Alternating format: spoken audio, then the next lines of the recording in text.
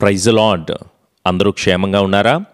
మరొక వాగ్దానం వినడానికి దేవుడు మనందరికీ ఇచ్చిన గొప్ప కృపను బట్టి దేవాది దేవునికి మహిమ కలుగునుగాక. ప్రతిరోజు వాగ్దానం వింటూ మీ ప్రార్థన అవసరతలు తెలియజేస్తున్న ప్రతి ఒక్కరి గురించి ప్రత్యేకంగా అందరం కలిసి ప్రార్థన చేయడం జరుగుతుంది. మీ దుఃఖదినములన్నిటినీ కూడా దేవుడు విడుదల ఇచ్చి సమృద్ధిగా సమాధానంగా నడిపించబడనుగాక. లేఖన భాగాలు తెరిచి మీకా గ్రంథము 7వ అధ్యాయము 18వ వచనము, ఆయన కనికరము చూపుట యందు సంతోషించువాడు. Praise lord. మన కుటుంబాల పట్ల, మన బిడ్డల పట్ల ఎవరు కనికరాన్ని చూపించగలరు? బంధువుల, స్నేహితుల, మన రక్త సంబంధికుల, ఎవరు చూసినా సరే మన నాశనాన్ని కోరుకుంటున్నారు. మనం పాడైపోవాలని ఎంతగానో ప్రయత్నం చేస్తూ ఉంటున్నారు. మీ కుటుంబ సమస్యలు కావచ్చు, మీ మీద పగబట్టిన మనుషులు కావచ్చు, మిమ్మల్ని అవమానకరంగా చూస్తున్న మనుషులు ఎవరు కూడా మీ మీద కనికర పడుతున్నట్టుగా కనిపించరు. కానీ దేవుడే మనందరితో ఈరోజు మాట్లాడుతున్న మాట, నేను నీ మీద కృప చూపిస్తాను. నువ్వు పడుతున్న బాధ, ఇబ్బంది, కలవరాన్ని బట్టి నువ్వేమీ దిగులు పడాల్సిన అవసరం లేదు. నీవు దిగులు పట్టు మాని నెమ్మదిగా ఉండు. ఒకటి మాత్రం నేను ఖచ్చితంగా చెప్పగలను, ఆయన నిన్ను ఎప్పటికీ కూడా నడి సముద్రంలో అయితే విడిచిపెట్టడు. నీ చెయ్యి పట్టుకున్న దేవుడు నిన్ను విడువడు, నిన్ను ఎన్నడూ కూడా ఎడబాయడు. వాక్యాన్ని వింటూ చాలా బాధగా ఉంది పాస్టర్ గారు, ఇబ్బందిలో ఉంటున్నాను, నా బ్రతికే భారం అయిపోతూ ఉంటుంది, హీనమైన దుస్థితిలోకి నేను వెళ్ళిపోతున్నాను, కోలుకోలేని పరిస్థితుల్లో నేను ఉంటున్నాను, ఈ నష్టాలను, కష్టాలను, శ్రమలను, బాధలను, ఇబ్బందులు నేను పడుతున్నానయ్యా. ఆర్థికపరమైన ఇబ్బందులు, రోగ సమస్యలు, జాబు కోసం, వ్యాపారం కోసం, గవర్నమెంట్ జాబ్స్ కోసం, ఇలా చాలా రకాలుగా నేను ఎదురు చూస్తున్నాను ప్రభువా. ఎప్పుడు నాకు విడుదల పొందుకుంటాను? ఎప్పుడు నా జీవితంలో సమాధానాన్ని నేను పొందుకుంటాను? ఆశ్చర్యకరమైన రీతిలో ఎప్పుడు నేను నడిపించబడతాను అని ఎంతగానో ఎదురు చూస్తూ ఉంటున్నారేమో. నేను మాట్లాడుతున్న దేవుడు నిన్ను ప్రేమిస్తున్నవాడు, నీకు విడుదలను ఇవ్వగలిగిన వాడు. శ్రమ వచ్చినప్పుడు కృంగిపోబాక, దిగులు పడబాక, మౌనంగా నిలిచి ఉండి దేవుని దగ్గర మొరపెట్టి ప్రార్థన చేయడం నేర్చుకో. సమృద్ధి అయిన కృపను మీరు పొందుకుంటారు. మీరే బలమైన సాక్ష్యాలు చెప్పాలి. పాస్టర్ గారు, ఒకానొక సమయంలో నేను ఎంతగానో కృంగిపోయానండి, దిగులు పడ్డానండి, కానీ నా ఎడల నా దేవుడు ఎంతగానో కరుణ చూపించాడండి, ఎంతో ప్రేమను చూపించాడు. తన ఉన్నతమైన బాహుల్యము చేత నన్ను, నా కుటుంబాన్ని ఎంతగానో కాపాడాడని చెప్పేసి మీరే దేవుని ఎదుట సాక్షులుగా దేవుడు మిమ్మల్ని నిలబెట్టబడునుగాక. మా పట్ల నిజంగా దేవుడు గొప్ప కార్యాలు జరిగిస్తాడా అంటే, ఆయన నిన్ను విడిపించడానికి సమర్థుడు. ఆయన మాట ఇచ్చాడు అంటే తప్పకుండా నెరవేర్చే దేవుడు. అప్పుడు వరకు మేమేం చేయాలి పాస్టర్ గారు అంటే, సాతాను మిమ్మల్ని అనేక రకాలుగా పడేయాలని ప్రయత్నం చేస్తూ ఉంటున్నాడో, నీవు మెలకుగా ఉండడం నేర్చుకో. నిరంతరం ప్రార్థన చేయి, ఎల్లప్పుడూ ప్రార్థన కలిగి ఉండు. శోధనలో ప్రవేశించకుండా ఉన్నట్లు మెలకువ కలిగి ప్రార్థన చేయమని చెప్పాడు కదా. ఐతుకుకి ఎన్ని మారులు చెప్పినా సరే చెప్పిన మాట వినకుండా ఆ కిటికీ దగ్గర కూర్చున్నాడు. తీరా జోగి నిద్రభారం చేత పడిపోయిన వాడిగా కనపడుతున్నాడు. ఈరోజు చాలామంది లోక సంబంధమైన విషయాల్లో పడిపోయి, పాడైపోయి, భ్రష్టత్వమైన స్థితిలోకి వెళ్ళిపోతున్న మనుషులు కనపడుతున్నారు. ఎవరో వచ్చి నీకు చెప్పాల్సిన అవసరం ఏముంది? నీకు తెలియదా? ప్రార్థన చేయాలని, స్తుతించాలని, ఆరాధించాలని, గణపరచాలని, సృష్టికర్త అయిన దేవుణ్ణి మనం తెలుసుకుని ఆయన మీద ఆధారపడి నిలబడాలన్న విషయం మనకు తెలియదా? యోనాను వచ్చి అంటారు, ఒరే నిద్రపోతా, నీకేమొచ్చిందిరా, లేచి నీ దేవుణ్ణి ప్రార్థించు, ఆయనన్నా మళ్ళీ తప్పిస్తాడేమోనని చెప్పేసి ఎవరో వచ్చి మాట్లాడాల్సిన అవసరం ఏముంది? నీకు వచ్చిన కష్టాన్ని బట్టి, నష్టాన్ని బట్టి ఆ మాత్రం తెలియట్లేదా? మనం దేవుని దగ్గర మొరపెట్టి ప్రార్థన చేస్తే దేవుడు మనకు విడుదల ఇస్తాడని, సమాధానాన్ని పొందుకుంటామని, కృపచేత నడిపించబడతామని, మన పట్ల మనము సంతోషంగా ఉండేలాగా, మన కుటుంబాల పట్ల కనికరము చూపే దేవుడు మన పక్షాన ఉన్నాడు అని తెలిసి కూడా మనం ఇంకా మెలకువ లేని స్థితిలో ఉంటున్నాం. దయచేసి ప్రార్థన చేయండి. ప్రతిరోజు కూడా ఈ 40 రోజులు ప్రార్థన చేస్తున్నావు కదా, దేవుని దగ్గర మొరపెట్టి ప్రార్థన చేయి. ఉపవాసం ఉండు. కన్నీటితో నీ కుటుంబం గురించి ప్రార్థన చేయి. నువ్వేదైతే అవసరత అనుకుంటున్నావో, ఏదైతే అక్కర అనుకుంటున్నావో, వివాహం కావచ్చు, ఉద్యోగం కావచ్చు, వ్యాపారం కావచ్చు, జాబ్ విషయం కావచ్చు, గర్భఫల విషయం కావచ్చు, నీ జీవితంలో కావాలి అని ఆశపడుతున్న ప్రతిదీ కూడా అసాధ్యమైన కార్యాలు సాధ్యపరిచేది దేవుడే కదా. ఆయనే కృపనివ్వగలిగిన సమర్థుడు కదా.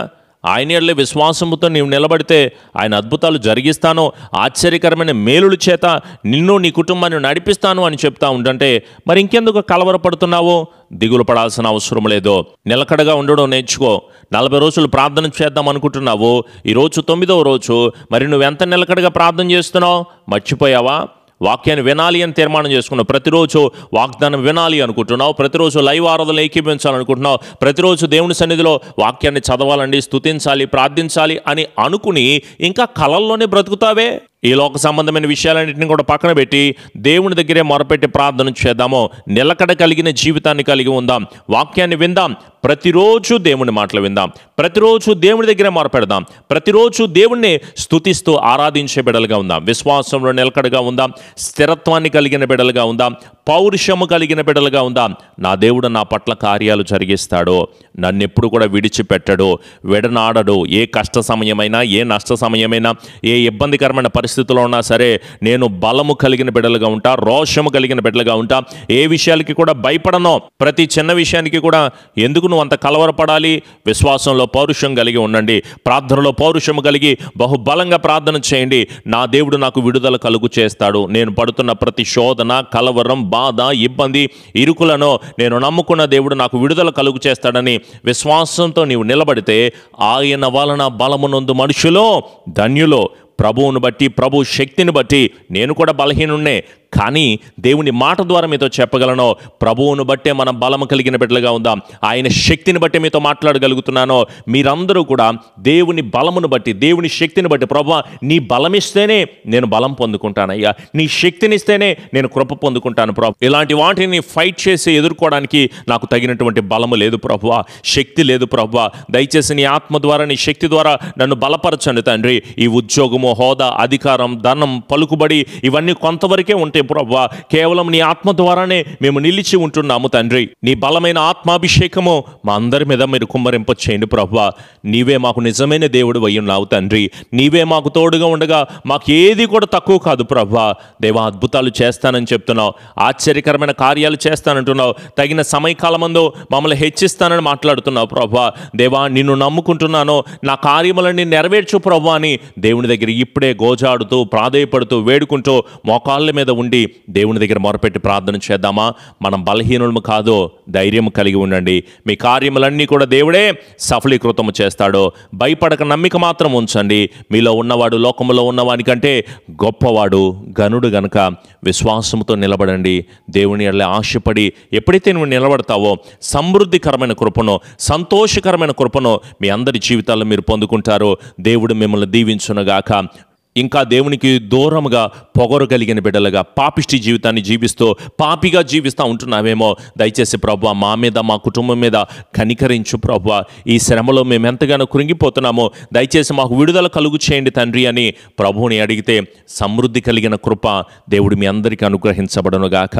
మనమంతా ఆయనకు ప్రార్థన చేస్తే ఆయన మన మొర విని, మన మనవి విని మన కుటుంబాల్లో గొప్ప కార్యాలు ఆశ్చర్యకరమైన రీతిలో మనలను, మన కుటుంబాలను దేవుడు స్థిరపరచబడునుగాక. మోకరిద్దామా, ప్రార్థన చేద్దామా? ప్రభువా నా మీద మీ కనికరము కలుగు చేయండి తండ్రి అంటూ అందరం వేడుకుందాము.